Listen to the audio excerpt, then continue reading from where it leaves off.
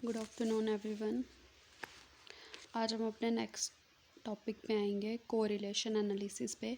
इसमें मेन 3 चीज़ें हैं: correlation, regression and factor analysis. और मैंने आपको बोला था कि मैं एक ही वीडियो में ये बता दूंगी, बट एक वीडियो में ये मतलब पूरे टॉपिक कवर करना पॉसिबल नहीं है, इसलिए मैंने आज की वीडियो में सिर्फ कोरिलेशन का किया हुआ है और कल मैं आपको रिग्रेशन और फैक्टर एनालिसिस का बता दूंगी और फिर एक और वीडियो बनेगी ये टेस्ट के ऊपर। ठीक है, अब सबसे पहले आ गया कोरिलेशन। और इन सबसे पहले आपको थोड़ा स्केलिंग के बारे में पता होना चाहिए कि नॉमिनल, ऑर्डिनल, कैटेगरिकल या फिर कॉन्टीन्यूअस वेरिएबल, ये सब क्या होते हैं। ठीक है, सबसे पहले आ गया कोरिलेशन। कोरिलेशन क्या आ गया? Relationship between two variables. कोई भी वेरिएबल्स के बीच में जब दो वेरिएबल्स के बीच में कुछ रिलेशन होता है तो हम उसको क्या बोलते हैं? कोरिलेशन। जैसे कि एक के बढ़ने से दूसरा कम हो रहा है या ज़्यादा हो रहा है तो ये रिलेशन क्या आ गया आपका? कोरिलेशन। बट इसमें कॉज नहीं होता है, कोरिलेशन कॉज को डिफाइन नहीं करता। ठीक है, कोरिलेशन कोफिशिएंट क्या होगा? -1 से +1। +1 क्या होता है? पॉजिटिव कोरिलेशन, और -1 क्या है? Negative correlation. जैसे कि एग्जांपल लेते हैं, effect of teaching method on test score, ये भी आप बोल सकते हो, या effect of intelligence on test score. और इधर टीचिंग मेथड और इंटेलिजेंस क्या आ गया आपका? इंडिपेंडेंट वेरिएबल, और टेस्ट स्कोर क्या आ गया? Dependent variable. अब देखो, इंडिपेंडेंट और डिपेंडेंट वेरिएबल क्या आ गए? ये मैंने आपको कल भी बताया था। डिपेंडेंट जो कि इसके ऊपर डिपेंड कर रहा है और इसका इफ़ेक्ट किस पे पड़ेगा? ये कॉज कौन है ये, और इफ़ेक्ट कौन है ये। ठीक है, अब जैसे अगर टीचिंग मेथड हम चेंज करेंगे तो टेस्ट स्कोर कैसा रहेंगे? या अगर कोई बच्चा 90 IQ वाला है तो टेस्ट स्कोर उसके कितने आ रहे हैं? किस पे डिपेंड कर रहा है? IQ पे। 105 IQ है तो टेस्ट स्कोर कितने आ रहे हैं? किस पे डिपेंड कर रहा है? IQ पे। तो ये क्या आ गया? Independent variable. और जो इस पे डिपेंड हो रहा है वो क्या हो रहा है? Dependent variable. अब आ गया इसमें क्या? Significant relationship measure use. जहाँ सिग्निफिकेंट रिलेशनशिप हम बताते हैं वहाँ भी क्या है? कोरिलेशन यूज़ होता है। ठीक है, अब 0 to +1 पॉजिटिव कोरिलेशन है और 0 to -1 नेगेटिव कोरिलेशन है। अगर आपका रिज़ल्ट आता है +0.7 तो ये प्लस में आ गया, तो ये क्या है? With increase in intelligence score, ये वाली एग्जांपल हमने लिया, value also increases intelligence score. ठीक है, अब जैसे अगर क्या हो रहा है, इधर देख लो, ये अगर इधर ले लो इंटेलिजेंस और इधर ले लो स्कोर वैल्यू। अगर आपकी इंटेलिजेंस इंक्रीज़ हो रही है तो आपकी स्कोर वैल्यू भी इंक्रीज़ हो रही है, तो ये क्या आ गया? Positive relation. अगर आता है आपका -0.6, ये क्या होता है? इन्वर्स। अगर ये कम हो रहा है, नीचे आ रहा है, तो ये भी कम हो रहा है। ठीक है, ये आ गया इन्वर्स। मेज़र ऑफ द, अब कोरिलेशन क्या बताता है? ये क्या है? Measure of strength and direction of the relationship between two variable. ये बताता है किसी भी दो वेरिएबल के बीच की स्ट्रेंथ को बताता है, और क्या? डायरेक्शन बताता है रिलेशनशिप की। ठीक है, अब जैसे आगे इंडिपेंडेंट आपका, जैसे अगर एक्सरसाइज कर रहे हो तो वेट कम हो रहा है, एक्सरसाइज नहीं कर रहे हो तो वेट इंक्रीज़ हो रहा है, ये भी क्या आ गया? रिलेशनशिप। आप कोई भी दो वेरिएबल लेके अपनी कुछ एग्जांपल सेट कर सकते हैं जो आपको इजी लगती हैं, और अगर आप इसकी एग्जांपल के हेल्प से इसको करेंगे तो क्या होगा? आपके कंसेप्ट ज़्यादा से ज़्यादा क्लियर होंगे। ठीक है, और जो आप डेली लाइफ में या डेली यूज़ में आप कुछ काम करते हैं तो उन चीज़ों की एग्जांपल कोशिश करें कि ज़्यादा से ज़्यादा सेट करें। ठीक है, अब कोरिलेशन के आगे types: Pearson product movement correlation, Spearman correlation, biserial correlation, point biserial, tetrachoric, partial multiple correlation. ठीक है, इन सब का मैं आपको बता देती हूँ कि ये क्या है। ये ज़्यादा डिफ़िकल्ट नहीं है, बट क्या होता है कि हम जहाँ से भी पढ़ते हैं हमें ये सब एक साथ नहीं मिलते हैं, तो इसलिए क्या होता है, सब कुछ मिक्स हो जाता है और हमें लगता है कि हम मैक्सिमम क्या करते हैं, एग्ज़ाम में स्टैट को छोड़ ही देते हैं, तो इसी वजह से उसको इग्नोर कर करके वो चीज़ें टफ़ हो जाती हैं। बट अगर आप एक बार ये सब करना स्टार्ट कर दोगे तो ये ज़्यादा डिफ़िकल्ट नहीं है। और जिस हिसाब से आपको क्वेश्चन पूछे हैं, जो इन्होंने सैम्पल पेपर दिया था गेट का, मैं उसी हिसाब से ये मटेरियल लेके आई हूँ, और फिर जो उसमें क्वेश्चन है मैं एक दो जो भी आया है मैं उसको आप इस मतलब ये टॉपिक ख़त्म होने के बाद वो भी बता देती हूँ। अब सबसे पहले क्या आ गया? Pearson correlation coefficient. इसको हम PCC करके भी डिनोट करते हैं, और पियर्सन कोरिलेशन को हम किससे डिनोट करते हैं, आर के साथ, और इसकी वैल्यू कितनी है 0.6, और इसको हम प्रोडक्ट मूवमेंट भी बोलते हैं। ठीक है, अब चलो इसको करते हैं। पियर्सन प्रोडक्ट मूवमेंट कोरिलेशन क्या होता है, इसमें सबसे पहले इंटरवल और रेशियो डाटा लेते हैं। इसलिए मैंने आपको लास्ट वीडियो में बोला था कि आपको ये सब पता होने चाहिए कि इंटरवल क्या है, रेशियो क्या है। ठीक है, अब पियर्सन में हम क्या करते हैं, 2 टाइप्स ऑफ डाटा लेते हैं, इंटरवल एंड रेशियो डाटा।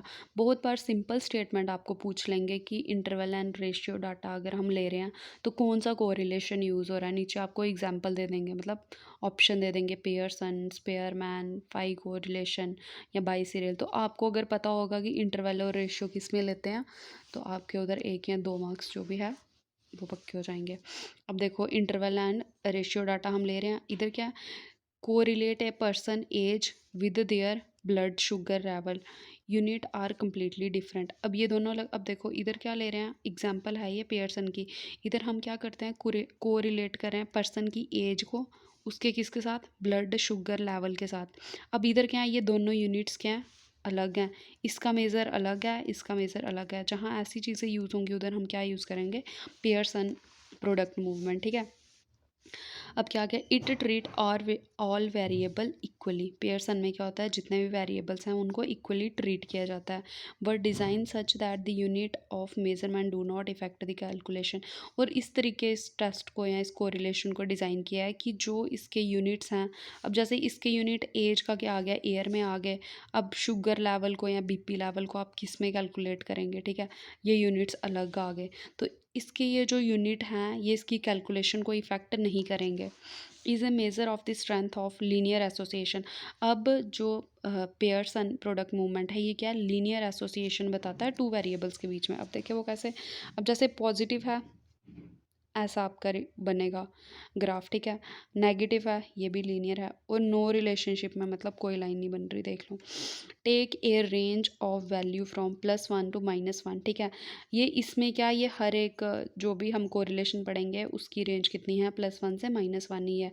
और ज़ीरो पे क्या है, ज़ीरो क्या इंडिकेट करता है कि कोई रिलेशनशिप नहीं है। अगर आपको ऐसे क्वेश्चन आ जाता है कि कोई स्टेटमेंट आती है और बोल देते हैं कि ज़ीरो आ रहा है, मतलब वैल्यू ज़ीरो है, तो उधर क्या मतलब होगा, पॉजिटिव नेगेटिव नहीं होगा वो रिलेशन, वो क्या होगा, नो रिलेशनशिप आ जाएगा उधर। ठीक है, तो पेयर्सन प्रोडक्ट मूवमेंट में हमने क्या पढ़ा, इंटरवल और रेशियो डाटा यूज़ हो रहा है। और इधर क्या होता है कि जो हम दो इसके यूनिट्स लेते हैं उनका क्या होता है, मेज़र अलग भी हो सकता है, कम्प्लीटली डिफरेंट होता है, बट फिर भी कैलकुलेशन में कोई मतलब इफ़ेक्ट नहीं पड़ता है। और ये मेज़रमेंट किस किस चीज़ को मेज़र करता है, स्ट्रेंथ को, बट लीनियर एसोसिएशन में। ठीक है, तो ये था सिंपल आपका पियर्सन प्रोडक्ट मूवमेंट। आपको अगर पूछेंगे, इतना ही पूछेंगे, कोई इसके फार्मूले या निकालने के लिए कोई भी नहीं पूछता है। ठीक है, कुछ अब जैसे यूजीसी नेट में कैसे पूछते हैं, वो एक पैराग्राफ देते हैं और उसी पैराग्राफ में आपको सब पूछ लेते हैं वो कि कौन सा कोरिलेशन यूज़ हो रहा है, कौन से टेस्ट यूज़ हो रहे हैं। ठीक है, अभी हम सिर्फ कोरिलेशन कर रहे हैं तो हम इसकी बात करेंगे। सेकेंड आ गया, फिर इसके क्या आ गए, अजम्पशन के आगे, 2 variable should be major on continuous. ये किस पे यूज़ होने चाहिए, कॉन्टीन्यूस स्केल पे। कॉन्टीन्यूस स्केल में क्या आ गया, इंटरवल एंड रेशियो। अब ये कॉन्टीन्यूस स्केल क्या होता है मैं आपको आगे बताती हूँ, जैसे कि IQ, वेट, हाइट, ये क्या आ गई आपकी कॉन्टीन्यूस स्केल के वेरिएबल्स आ गए। फिर आगे 2 continuous variable should be paired. इसमें जो 2 कॉन्टीन्यूस वेरिएबल होते हैं उनको हमने पेयर किया होता है। जैसे कि इधर ले लो आप, क्या ली थी हमने एग्जांपल, एज और ब्लड शुगर, ये क्या है, 2 वेरिएबल्स हैं, इनको पेयर करने हैं। तो इसका क्या मतलब है, हमें क्या हो रही है, हम 2 वैल्यूज़ को यूज़ कर रहे हैं। ठीक है, इसमें हम 2 वैल्यूज़ को यूज़ करते हैं। फिर आ गया आपका independence of cases and linear relationship. Independence of cases क्यों आ रहा है, अब एज क्या है अपने अलग है, और जो बीपी है उसका अलग से, या ब्लड शुगर जो भी हमने लिया है वो, ये क्या दोनों इंडिपेंडेंट हैं। ये आ गए इंडिपेंडेंस ऑफ केसेस। अब आ गया स्पेयरमैन रैंक ऑर्डर कोरिलेशन, या हम इसको रैंक ऑर्डर कोरिलेशन भी बोलते हैं। इसको हम किससे डिनोट करते हैं, ये रहा, एक मिनट, कोरिलेशन RHO से भी हम इसको डिनोट करते हैं। ठीक है, अब ये क्या आ गया, अब इधर देखो, ये क्या है, नॉन पैरामीट्रिक वर्जन है किसका, पियर्सन प्रोडक्ट मूवमेंट का। और जो पियर्सन प्रोडक्ट मूवमेंट है वो क्या है, पैरामीट्रिक है, और ये क्या है, नॉन पैरामीट्रिक है। और पैरामीट्रिक और नॉन पैरामीट्रिक मैंने आपको लास्ट वीडियो में बताया था क्या होते हैं। Major the strength and direction of association between, किसमें, ये भी स्ट्रेंथ और डायरेक्शन को मेज़र करता है, बट किसमें, टू रैंक्ड वेरिएबल्स में, ठीक है। इसमें क्या है, रैंक्ड वेरिएबल है।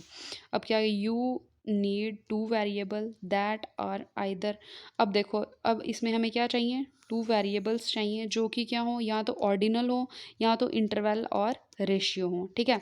अब जो पेयरसन था उसमें हम सिर्फ इंटरवल और रेशियो लेते थे, बट जो स्पेयरमैन है इसमें क्या, हमने ऑर्डर भी यूज़ कर लिया। The Spearman correlation can be used when the assumption of the Pearson correlation are marked violated। अब हम स्पेयरमैन कोरिलेशन को कहाँ यूज़ करते हैं, जहाँ कि हमारा पेयरसन प्रोडक्ट मूवमेंट फेल हो जाता है, ठीक है।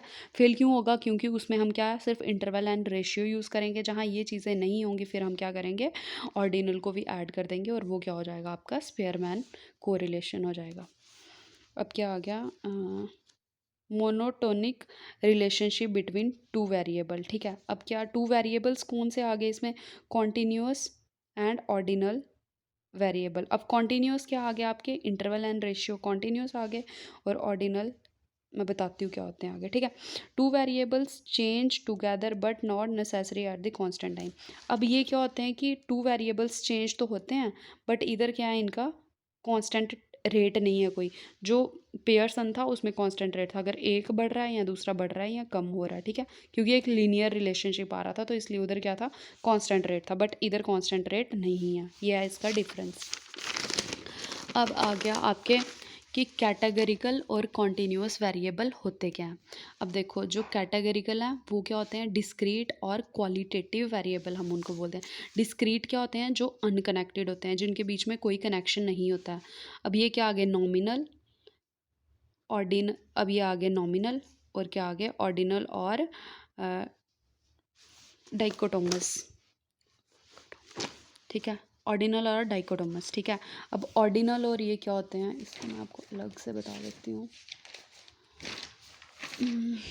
अब देखो, नॉमिनल क्या आ गया, टू और more category and have no order. इधर क्या होती हैं, दो या दो से ज़्यादा कैटेगरी होती हैं, बट कोई ऑर्डर नहीं होता है उनमें, ठीक है। जैसे कि आप क्लास में कहीं जाते हैं, ऐसे कुछ रैंकिंग दे देते हैं, नंबर दे देते हैं नॉर्मल। जैसे हम बोलते हैं कि हम जेंडर, अगर हम जेंडर ले लेते हैं और हम बोल देते हैं गर्ल्स को हम 1 से डिनोट कर रहे हैं, बॉयज़ को 2 से डिनोट कर रहे हैं, बट वो जो 1 और 2 है उसका कोई मतलब ऐसे मीनिंग नहीं है, वो हमने क्यों किया, बस एक पहचान रखने के लिए। तो वही है नॉमिनल। इधर क्या होता है, दो या दो से ज़्यादा कैटेगरीज होती हैं और उनका कोई ऑर्डर ऑर्डर नहीं होता है। जैसे कुछ कोई एक टीम आ गई 10 या 12 लोगों की, तो आप कुछ भी ऐसे नंबरिंग दे देते हैं, वो क्या आ गया आपका nominal. Example, type of property आ गई, जैसे हाउस हो गए, फ्लैट, बंगलो, तो ये कोई ये नहीं है कि ये ज़्यादा सुपीरियर है इससे, ये कुछ रैंक है, बट ये क्या, हमने एक मतलब उनको नंबरिंग दे दी है, वो क्या आ गया, नॉमिनल आ गया आपका। जहाँ क्या होती है, दो या दो से ज़्यादा कैटेगरीज होती हैं, बट उनका कोई ऑर्डर नहीं होता है। अब ऑर्डिनल एंड डाइकोटोमस कौन सी हो गई आपके वेरिएबल्स, आर नॉमिनल वेरिएबल होते, ये भी नॉमिनल वेरिएबल हैं, विच हैव टू कैटेगरीज और लेवल, बट जिनके क्या होते हैं, दो या दो से ज़्यादा। डाइकोटोमस का मतलब ही क्या होता है, टू, मतलब डिवाइडेड इनटू टू, ठीक है। अब जेंडर आ गया, जैसे गर्ल्स एंड बॉयज़ आ गए। प्रॉपर्टी आ गई आपकी, जैसे रेजिडेंशियल एंड कमर्शियल, ठीक है। ये क्या आ गई आपकी, डाइकोटोमस। और ऑर्डिनल क्या आ गई, जहाँ आप चीज़ों को ऑर्डर दे देते हैं, मतलब जैसे first rank, second rank, third rank, एक रेस हो रही है, ठीक है, कि फर्स्ट नंबर पे कौन आया, सेकंड पे कौन आया, थर्ड पे कौन आएगा, उधर जो हम ऑर्डर दे रहे हैं उनका कुछ मीनिंग है। जैसे क्लास में रैंकिंग करते हैं आपकी, 99% वाले का फर्स्ट रैंक है, 98 वाले का सेकंड, तो वो क्या आ गया आपका, एक मीनिंग आ गया जो आप नंबर को दे रहे हैं, ठीक है। तो ये आ गया कैटेगरिकल। कैटेगरिकल क्या होते हैं, डिस्क्रीट और क्वालिटेटिव।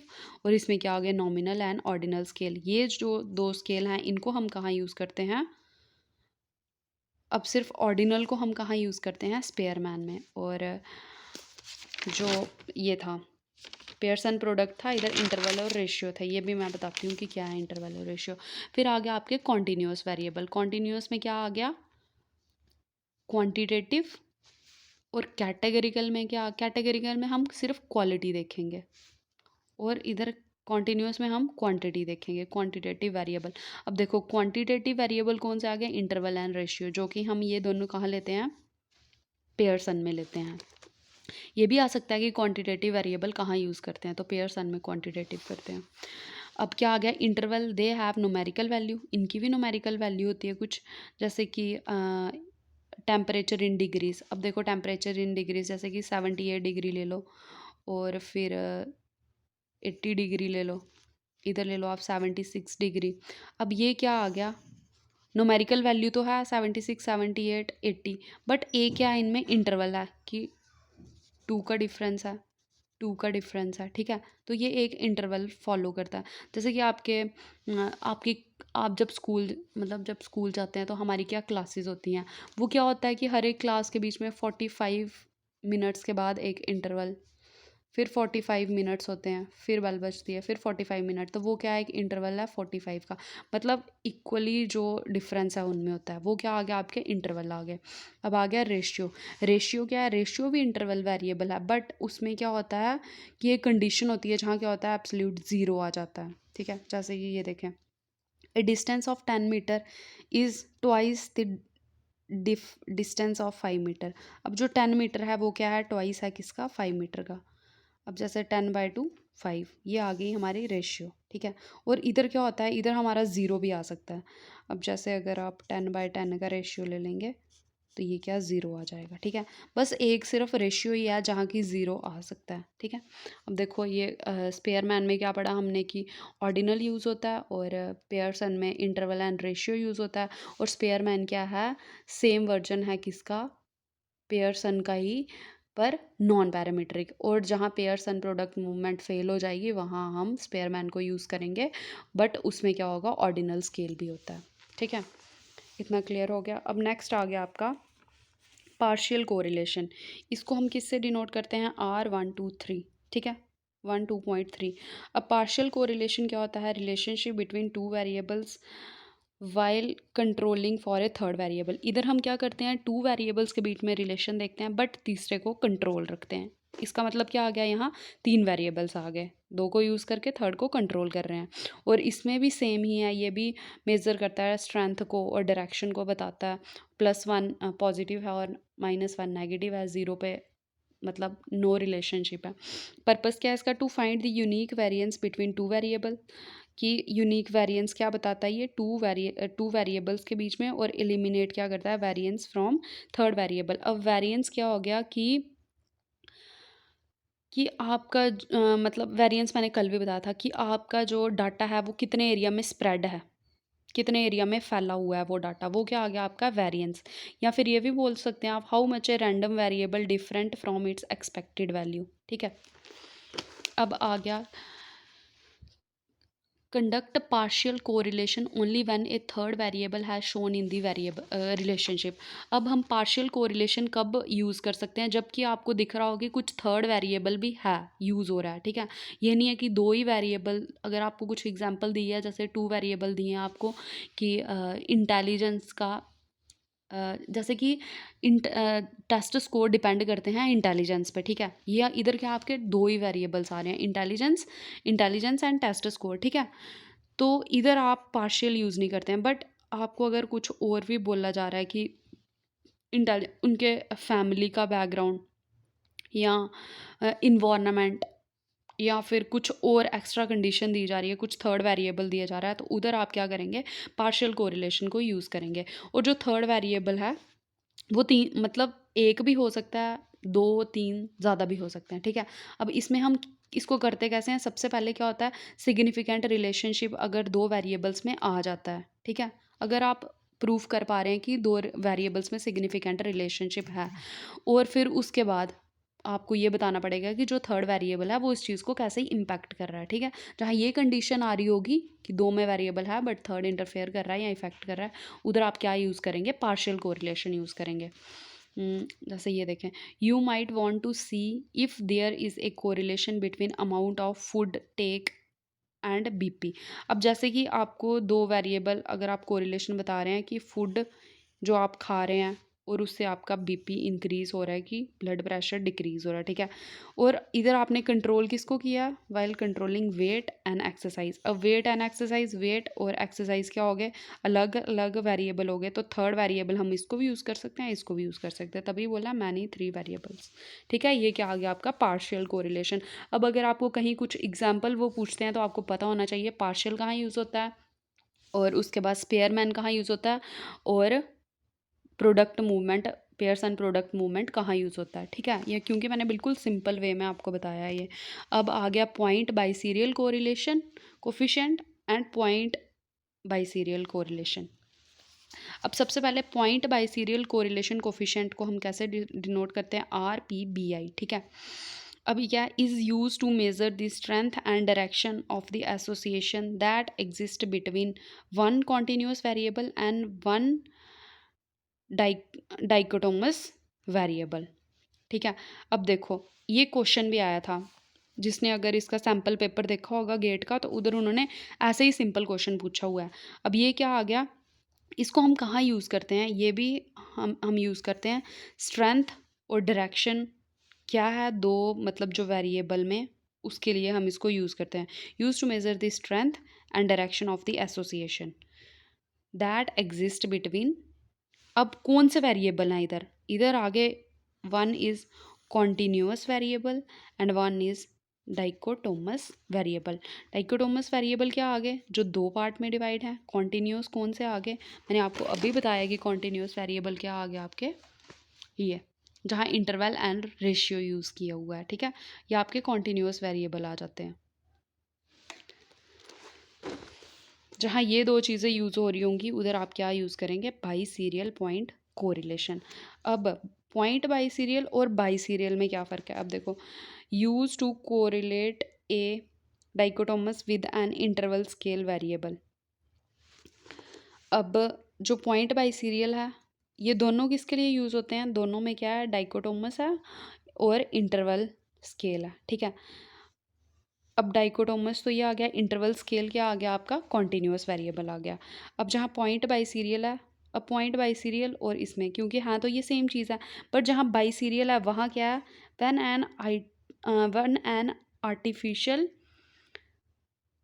एन आर्टिफिशियल डाइकोटोमी होगी, ठीक है। अब देखो आर्टिफिशियल क्या आ गई, एग्जाम्पल आ गई पास वर्सेस फेल, क्योंकि ये आर्टिफिशियल है। शॉर्ट वर्सेस टॉल, कुछ भी, जैसे हाई स्कोर वर्सेस लो स्कोर, जहाँ इस टाइप का यूज़ होगा, आर्टिफिशियल यूज़ हुआ होगा, वहाँ क्या आएगा आपका, बाई सीरियल आएगा। और जहाँ पॉइंट बाई सीरियल होगा वहाँ क्या होगा आपका, when the dichotomous variable is true, true होंगे या डिस्क्रीट होंगे।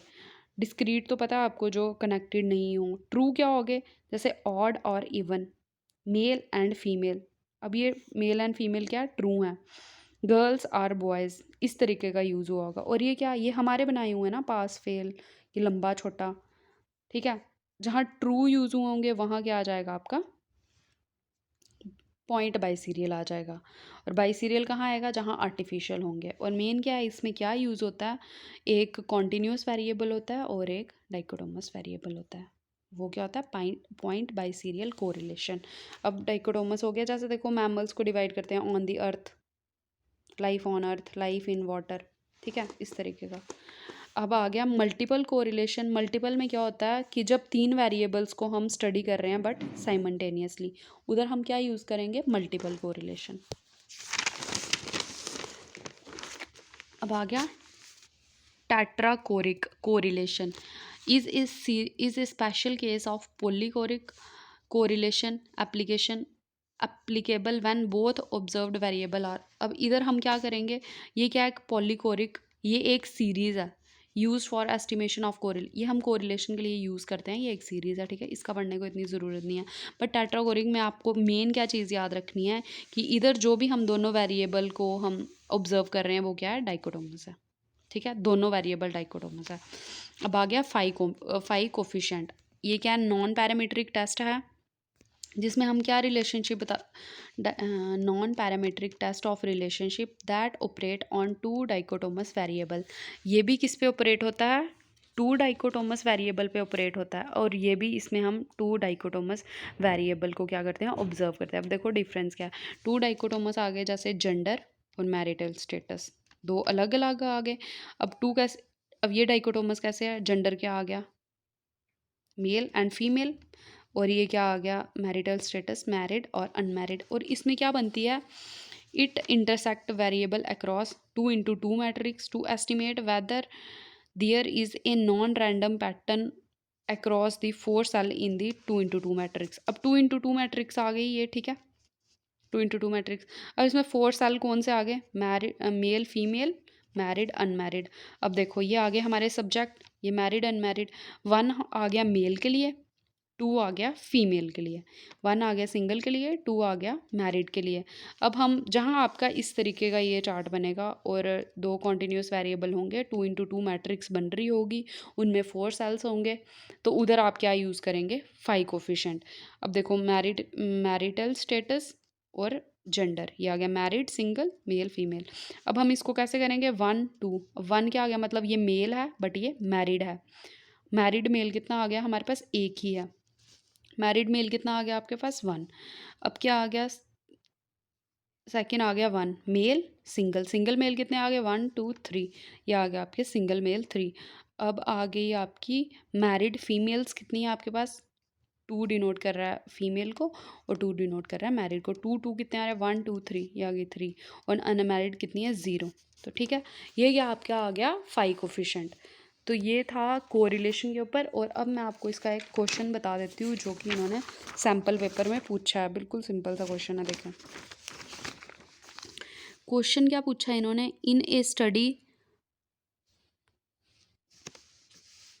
in a study one variable is continuous and other variable is dichotomous, which of the appropriate correlation technique for these variable। अब देखो मैंने आपको अभी बताया ये सिंपल कि कौन सी टेक्निक है जिसमें एक वेरिएबल कॉन्टीन्यूस है और एक वेरिएबल डाइकोटोमस है।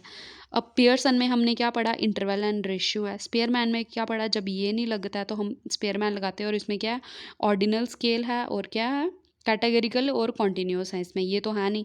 अब पॉइंट बाय सीरियल में हमने क्या पढ़ा कि 1 कॉन्टीन्यूस है और 1 डाइकोटोमस है, तो इसका क्या आंसर आएगा, 3।